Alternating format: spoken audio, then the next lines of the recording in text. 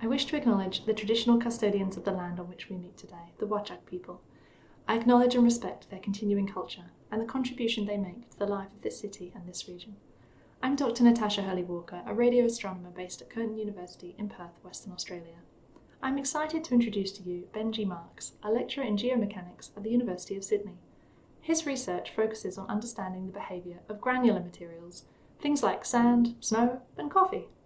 He is part of the team that runs the Immersive Learning Laboratory at the University of Sydney, which helps embed virtual reality in teaching within the university.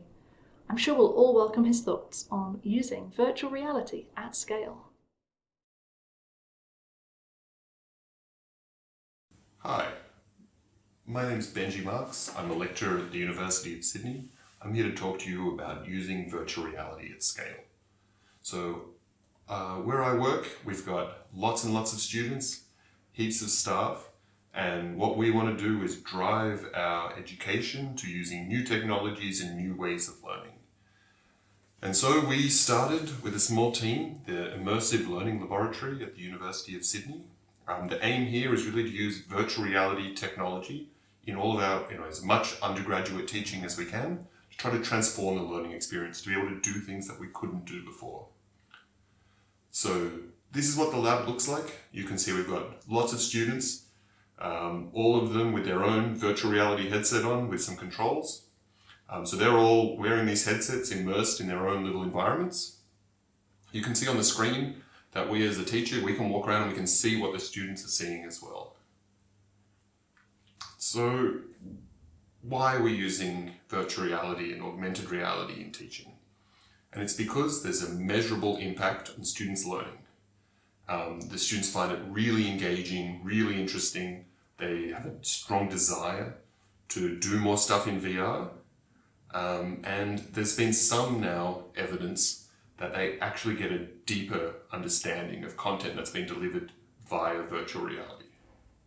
What we've been doing is to use virtual reality to explore spaces that we just can't otherwise. We've been allowing students to explore the inside of sand grains, to move around the foundations of buildings, and to explore complex mathematical spaces. These are things that we could try to do in a video, but really we wouldn't get the point across. But in virtual reality, we have this concept of immersion, where you can immerse someone in an environment and honestly, within 30 seconds, they've forgotten that they're sitting in a classroom and they really believe that they are in the environment that we've put them in. And for us, that's a fantastic educational opportunity that we've been trying to take advantage of at the University of Sydney. One of the fun things we've been doing with our students is taking them on virtual field trips in the virtual reality lab. So normally when the medical students get sent out to Orange for their placements halfway through their degree, typically we would take them out on a bus, show them around, drive them up and down the main street, show them how to walk from the hospital to their accommodation. But what we've been trialing recently is to do this all digitally. This way we can have students fly around on Google Earth and explore the space before they ever arrive. We can show them in a marked up map what the things they're meant to be doing and seeing, and then in a controlled environment, without leaving the university, we can get that whole experience done in 10 minutes instead of a full weekend. So in our lab, we started in 2017. We taught just in the second half of the year. And since then, we've seen growth year on year in number of students coming through our labs. So last year, we had 3,000 students using the lab over the course of the year. And many of them came back more than once, some of them even many times per semester. So the students from my course, we had them fill out a small survey after they came and used the lab. Most of them strongly agreed that they'd learned from their experience in VR.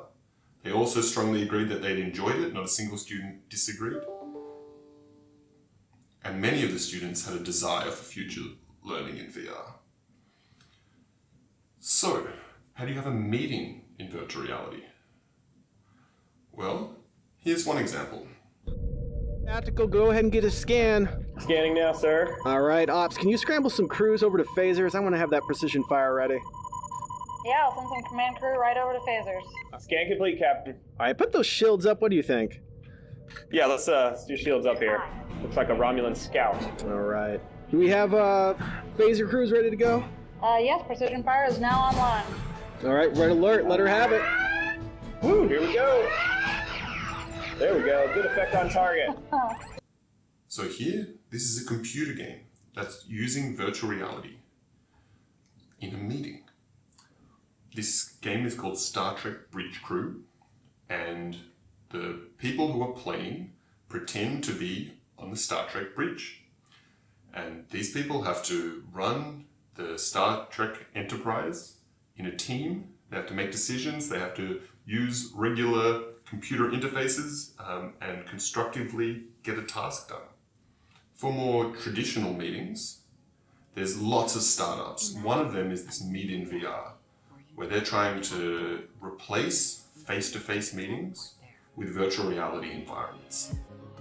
Where you could shake your teammate's hand and feel together even if you are continents apart. Where the rules of physics don't exist. And everything is designed to make your meetings more productive than ever. Where the whole space around you is your blank canvas. And you can use your superpowers to create three-dimensional mind maps. A reality created for agile meetings, presentations, and brainstorming sessions. And so here, instead of meeting in a regular boardroom, you can each be at home and you can have some kind of immersive experience that's meant to be a one-to-one replacement for a normal face-to-face meeting. So really, what are the pros and cons of doing meetings in VR? So when you look at one-to-one communication, in person is obviously great. If you're physically located near to each other, there's really nothing that beats one-to-one communication in person. As you all know, on video, on things like Zoom, one-to-one communication can be fine. It's pretty good. But in VR, we actually have a lot of strong limiting issues. So one of the main issues is that everyone has to have their own VR headset and potentially even a big computer at home to be able to run that headset, depending on the headset requirements. When you're looking at one-to-many communication, like we're doing now, in person is actually not that great. Either speaker might need to fly somewhere to be able to give a presentation. We have to get everyone in the same physical location. Whereas a recorded video, maybe played over Zoom like this, is actually fantastic for one-to-many communication, as long as it's one way.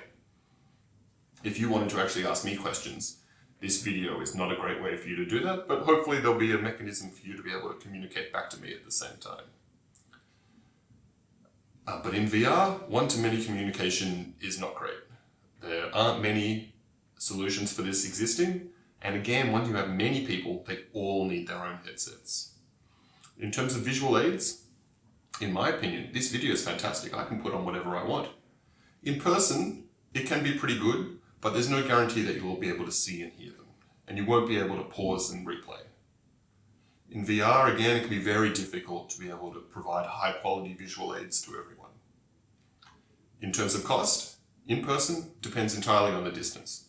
If you own a great physical space and everyone lives nearby and you all work in the same building, in-person communication is fantastic. The cost of video, of course, very low, and the cost of VR, quite high. These days, the risk of disease comes in person, quite high. Video like this, very low. I'm at home. I assume the rest of you are. But VR, actually, if you're sharing a headset, is very risky.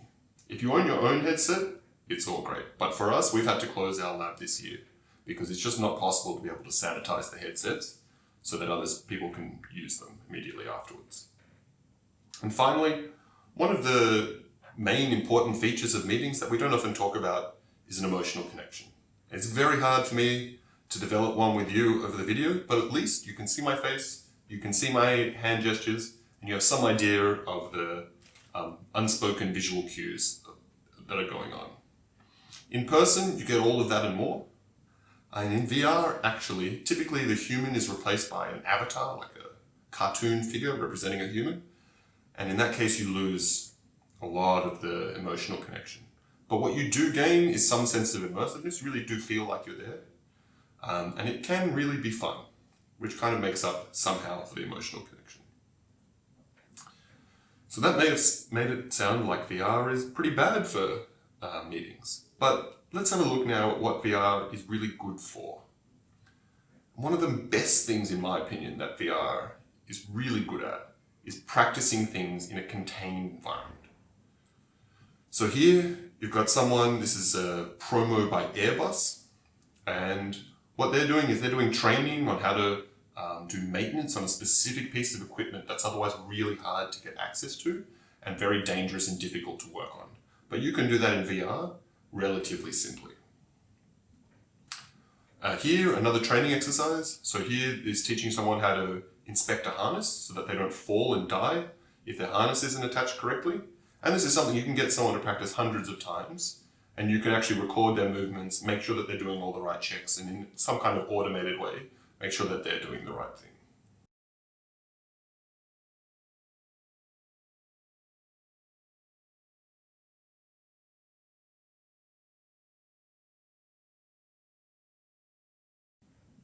Here we have another training exercise. This is for nurses on how to do patient care. And this is great. You can have two people working as a team. You can have one human working together with an automated robotic assistant, and you can actually have this nurses do training before they ever meet a patient. Another thing that VR is great for is putting someone where it's really hard to get to. So some examples would be on construction sites. If you wanted to do a site induction, you wanted to be able to take all your laborers out onto quite a dangerous construction site, and before you get there, you want to be able to tell them where the emergency exits are, what are going to be the issues on that day, and what's changed relative to yesterday. What we're starting to see is more and more of these virtual reality site inductions happening so that you can minimize your amount of time on the construction site, and especially minimizing time before you've had that safety briefing. And lastly, one big use case where people are using VR for meetings is training for rare events, things that it's really hard to get lots of real-world experience of, things like emergency evacuations for buildings. So here, this is what happens if you're on a container ship and there's an accident. So here, the user can run through it, they have all the controls that they have to do, they can practice going and reporting to the right place, pushing the right buttons, and making sure that they have the right safety controls in place. So what's going to be the future of VR? Recently, there have been lots of projections that the use of VR is going to increase massively because of coronavirus and people being stuck at home and wanting to work more immersively with their colleagues. But this doesn't appear to have actually materialized. And there are a few reasons for this. The first would be that it can be really time-consuming to get set up, to configure your apartment with a VR headset, and just putting this thing on and off is big time and effort overhead that a lot of people don't seem to think is really worth the effort. Also, in meetings in VR, it's really difficult to take notes. You can't keep minutes, you can't use your keyboard, and these are real limitations that people have that stop them from using VR in a workplace meeting environment.